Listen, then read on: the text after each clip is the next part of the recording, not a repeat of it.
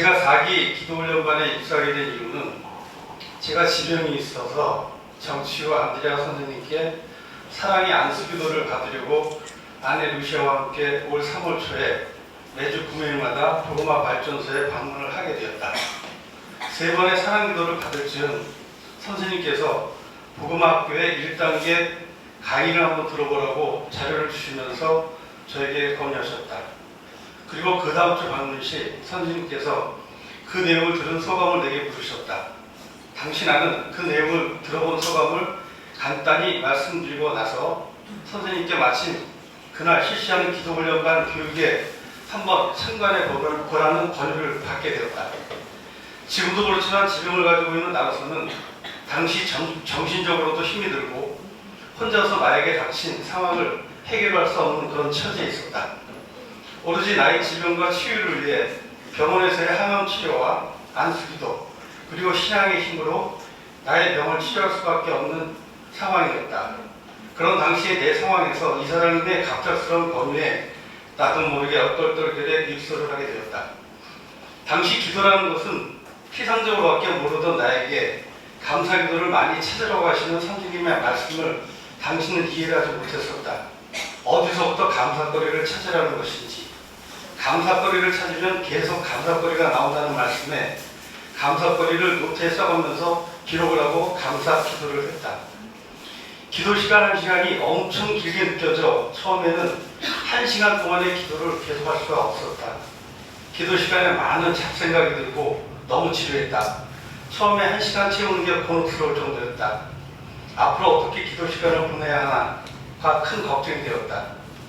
기도훈련 교육이 계속되면서 팀원들의 나눔의 내용이 개인적인 일상 내용들로 다뤄지게 되면서 선생님께서 보시기에 나눔 내용이 기도훈련 주제와 다르게 변하고 있음을 감지하셨고 선생님께서는 브레이크를 거셨다.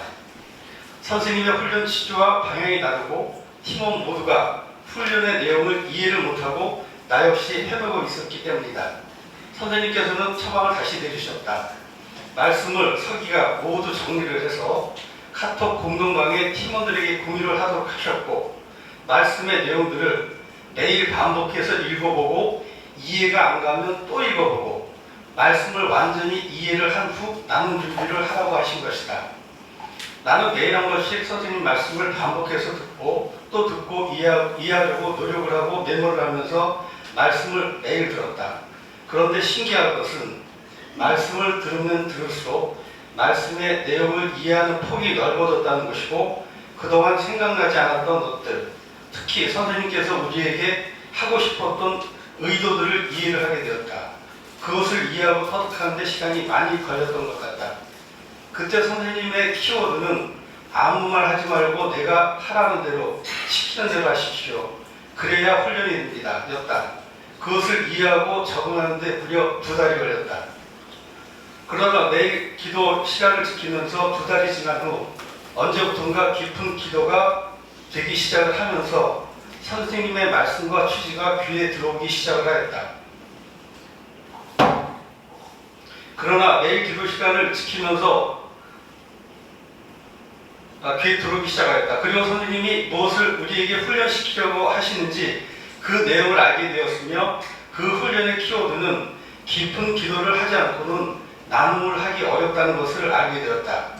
또한 선생님께서 일관되고 지속적이고 반복적인 말씀이 기도의 중요성에 대해 여러 차례 말씀을 듣고 다시 마음을 다잡고 기도 시간 1시간을 지키기로 내 자신과 약속을 하였다. 매일 새벽 5시를 기도 시간으로 나는 정하고 그때부터 기도에 집중하게 되었다. 어느 순간부터인지 하느님, 예수님, 성령님, 성모님, 성육석께 감사 기도를 한 후 전날에 있었던 일들 중 감사 기도를 한 후 나의 반성과 잘못된 부분을 기도를 통해 알게 되는 계기가 되었으며 나에게 그런 것들을 생각해 볼 수 있는 시간이 기도 시간이라는 것을 알게 되었다. 또한 감사 기도 후 감사함을 느끼면서 더불어 감사함에 대해 내 자신은 어떻게 생활하였는지에 대해서도 나 자신을 들여다보게 되었다. 나는 누구인가 하면서 나를 바라볼 수 있었으며 어떤 모습으로 나는 지금까지 살아왔는가 그리고 주님 보시기에 나는 어떤 모습인가 들여다보는 계기가 되었다. 깊은 기도 생활을 하지 않았다면 평생 나의 진정한 모습도 모른 채 그냥 내 인생을 내 중심적인 삶으로 그냥 살아갔을 것이다. 나를 들여다보게 됨으로써 나 자신에 대한 반성과 깊은 잘못을 뉘우치게 되었으며 나를 발견하는 계기가 되었다. 그리고 회개를 해야 되겠다는 마음이 들었고 회개를 통해 내 마음의 무거운 십자가 사건들을 이제는 내려놓고 주님께 용서를 빌었다. 그리고 용서를 받고 이제는 과거 사건에 대해서 해방이 되고 과거의 잘못에 대해 끝을 내고 새로운 마음으로 살려고 한다. 이것을 선생님께서 가르쳐 주셔서 이제는 과거에 대한 해방감이 들어서 편한 마음으로 살고 있다. 지금은 주님 보시기에 좋은 모습으로 살려고 내 자신이 변화를 준비하고 실천을 하고 있다. 그중 내가 가지고 있는 나쁜 버릇, 악습, 습관, 행동에 대해서는 내가 바꾸려는 목표를 세우고 바뀌려는 노력을 하며 행동으로 실천할 때 성령께서도 도와주신다고 했다. 악습을 고치기 위하여 새로운 습관을 들이는 생활을 위해 나를 올바르게 바라보는 시간이 반드시 필요하다. 그 일환으로 하루의 계획과 일정을 사전에 준비하는 시간을 갖고 있다.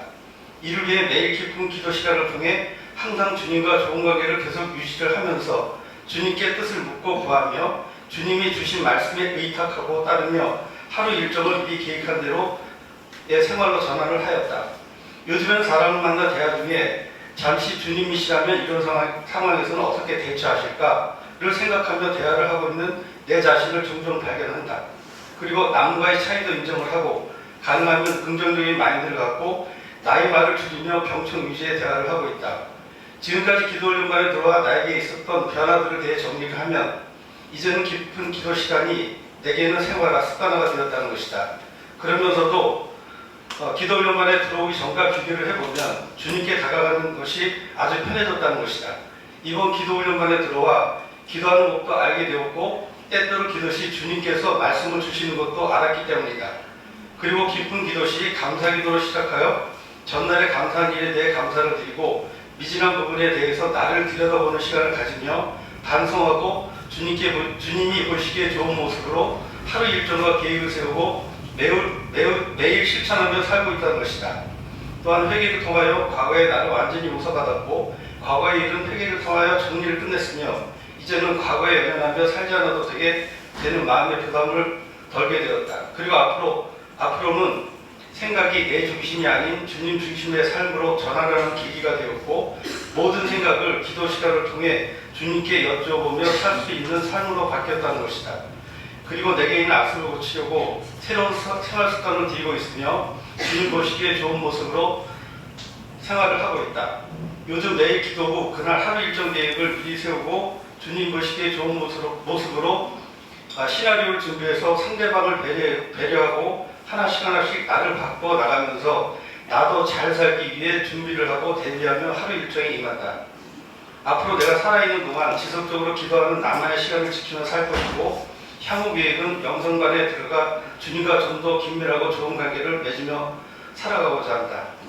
끝으로 지금까지 기도훈련이라는 생소한 과정을 통하여 제 인생에 큰 획을 그어주셨으며 더불어 주님과의 좋은 관계를 알려주시고 주님을 알게 해주셨으며 저희 삶과 신앙생활, 기도생활에 가장 큰 영향을 주신 정치우 안드레아 이사장님께 이 자리를 빌어 진심으로 감사의 인사를 드립니다.